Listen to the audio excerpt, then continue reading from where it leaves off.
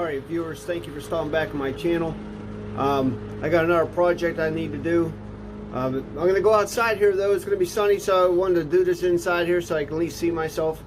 I'm going to plant some giant green arborvitae, plants. My neighbor's out cutting his grass, so I wanted to do this in here because you can hear that in the background probably. So I'll give you an idea of where I'm going to place these things. And so I'm just starting out the video. Obviously this is going to take a long time to do, or I can't do it all in one moment, let's say. So let me get out here at my trees and have you take a look at those. Okay, now I got these just placed out at the edge of the driveway here. Just give me so they get some sun and water and things like that. So those are the 12 I have. I'll probably have to buy more based on my property and how far I'm going to go with this. So like I said, let me take a look at this here. It says we got some green giant arborvitae, so yeah, but they're close to like 5.5, some of them 6 foot tall and stuff. So I'll give you an idea. We're going to put these in a moment. As soon as my neighbor goes away, I don't want him to see me filming him. Okay viewers, after looking at my property line and measuring it out, and I figure if I'm going to do this project, I'm only going to do it once. So I started off with the 12 trees. Well, I went to get 23 more, so I have a total of 35 trees.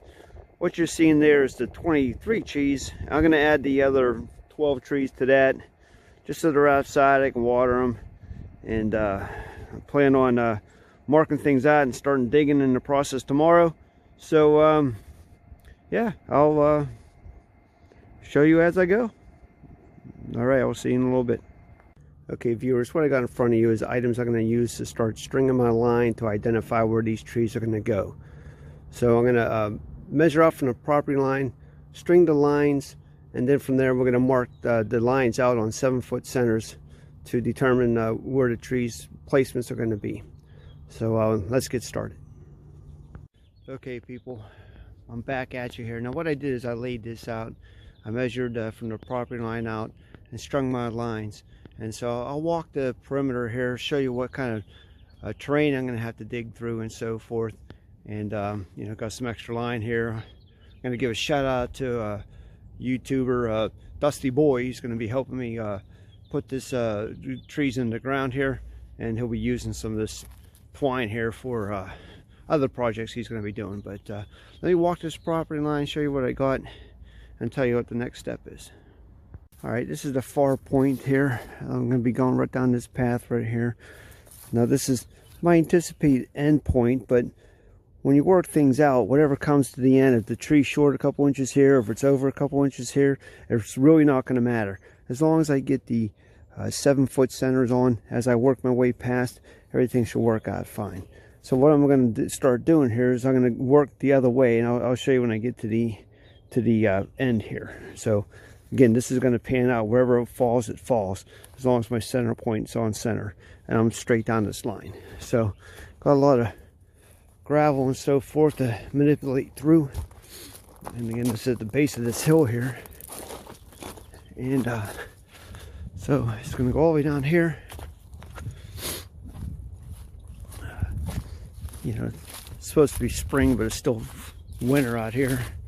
So like I'm going to try to cut that stump out of here, and of course I'll have to do some raking of the landscape and so forth. But when these start growing, a lot of that's going to die down anyways. So again, this is about 98 feet this direction. Again, on 14 7-foot centers. Then we're talking 14 trees this direction.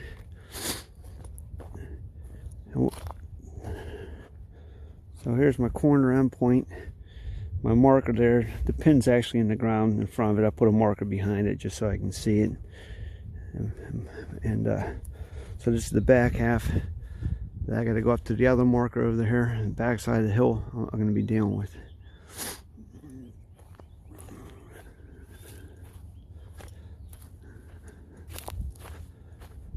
So this should be pretty good digging. The only problem I have is the dog run, invisible fence, dog run back here.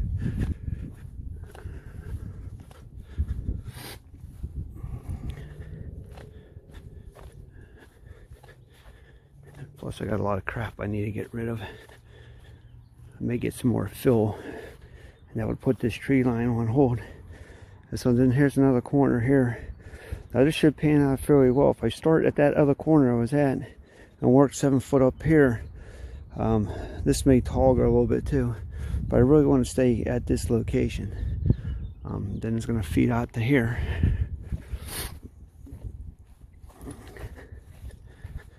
And then this is just a small stretch. Like I have another, so many trees go here, like 5 trees. So it's going to encompass, you know, my tree line will stop right there. Then my neighbors on her side will continue on. So that's what I got right now. And we'll get you on the next step. Next part of it is I'm going to lay out. I'm going to start marking those 7 foot centers, and I'm going to put little flags in the ground so I can identify what it's really going to look like when it's set up, and if there's any spacing issues I can deal with it at that time. So what's nice about getting an invisible dog fence is after the dogs are trained and they see all these flags, pull them out, you got a lot of things you can flag with. So I'll be flagging with those every 7 foot. So we'll get back at you once I get that going. Alright, you know what, I came up with a good idea here. Instead of measuring every spot 7 feet, what I figured I'm going to do is I cut a board 7 foot so I can line that from spot to spot, mark it, put the tag up. I'm also going to spray the grass just so there's an additional mark there. So I'm off too, and then I'll have this video going so you can watch my progress. Alright, and we're going to get started flagging this going up that way. And once we get there, we'll come back and go the other direction, and we'll take it from there. Alright, stay tuned.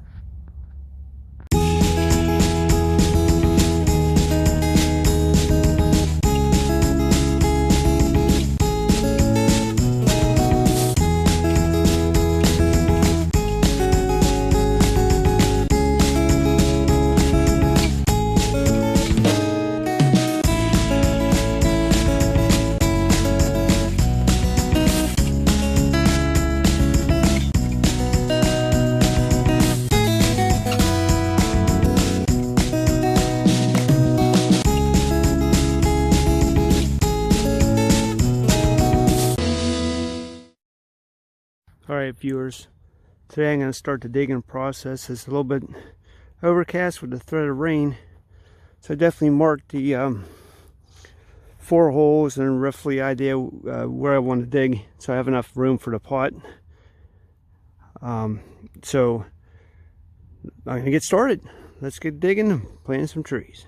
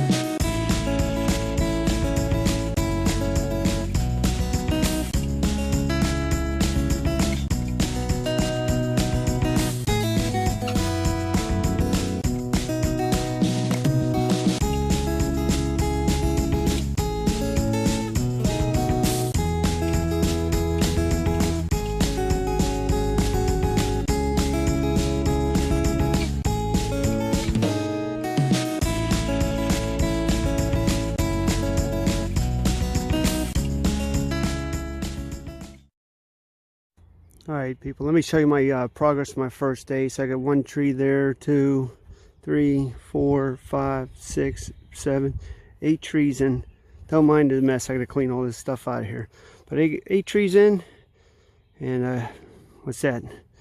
27 more to go. All right, we'll catch you tomorrow when round 2 goes.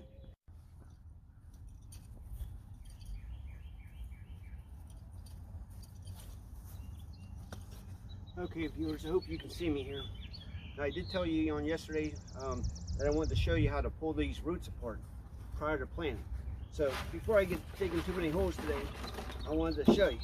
Now, this hasn't been in that pot that long. These roots aren't that bad, okay?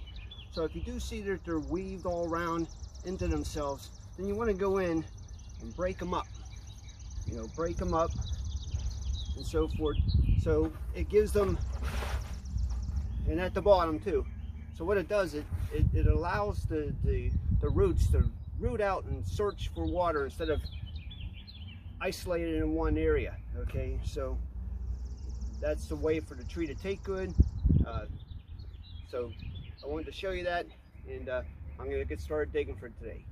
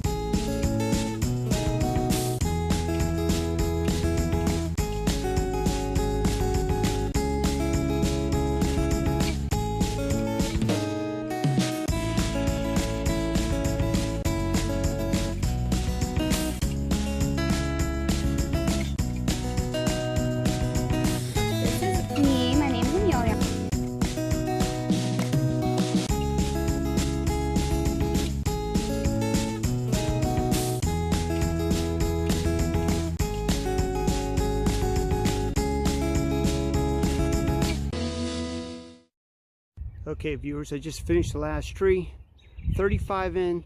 However, I'm thinking maybe I could put 4 more in. So let me show you what I got. We'll walk the line real quick, show you where things are at. I still gotta water these and put mulch in these last few, but they're planted. And let's take a look. We're gonna work backwards here. Now these are the ones where these flags at, where I may put 4 more. You know, 2, 3, and 4. That would finish off this side here. That's what I'm thinking I'm going to be doing. But here's the way it looks down this line, all the way down. Pulled a bunch of rocks and stuff out. You know, a lot of debris. You got to rake down this hillside, clean this up, make it more presentable. Gonna you know, plant some phlox or some kind of coverage that will cover this hill without, that doesn't need much light, because once these green giants get bigger, it's going to be blocking a lot of sun. So here's the back corner, and I'll be pulling those little markers out. So going up this way here, got all those in. Now these have been mulched, and I got to pull out these flags. But now my visible fence, I cut that a few times, so that's why these are marked here where the visible fence is. So I'm going to reattach those and run up higher up on the hill for the dogs. And of course, like I said, this is the back corner. I like how this one here has this lighter section here. Just put it in a corner. I figured it'll be a nice marker. Then straight out here, and again, got a bunch of rubble here. I got to get a dumpster in here to get rid of that junk, you know. And so this is where I lift off, and the neighbor continues. Now these are some kind of cypress trees she got that the deers tore up. Eventually, maybe in the winter time, I'll put something around it, but right now I'm going to leave this go. I think the deers will leave it alone. Okay, viewers, I couldn't help myself, so I ended up getting 4 more trees. Now I'm going to finish this out. Let me show you what I got. Now, if I didn't mention earlier in this episode, you know, what you do is when you dig out the hole, you put some like humus manure, you know, like a 50-50 mixture back with what the soil came out of the ground with. So you want to use that. You want to make it basically twice as wide as what the bucket is, and just about as deep as what the you get from the planting bucket. Okay, so I got my trees and I got my locations, and 2 of them blowing over here, looks like. So we're gonna get going and get this started. So enjoy.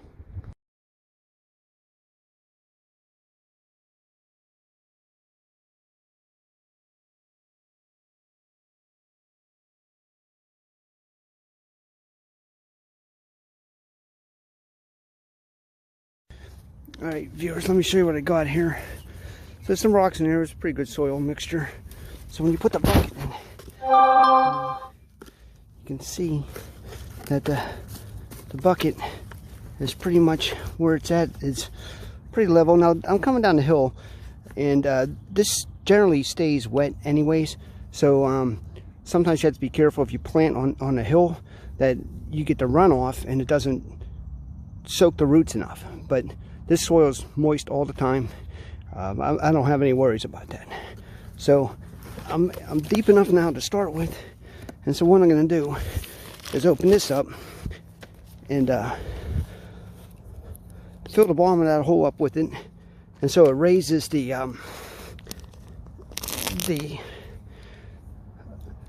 head of the top of the bottom of the tree here, let's say, above, so it doesn't pull and sit and cause rotting of the roots. So let me put some of this in here.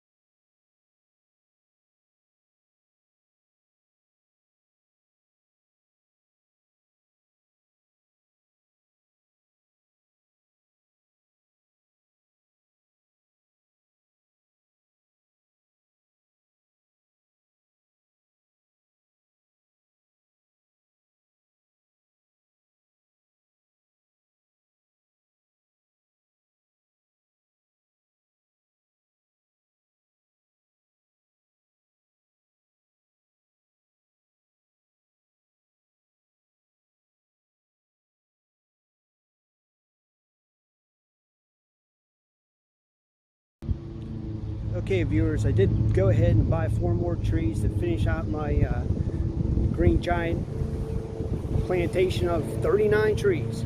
So here's my final 4. Last one took me a little bit because of all that was in the way.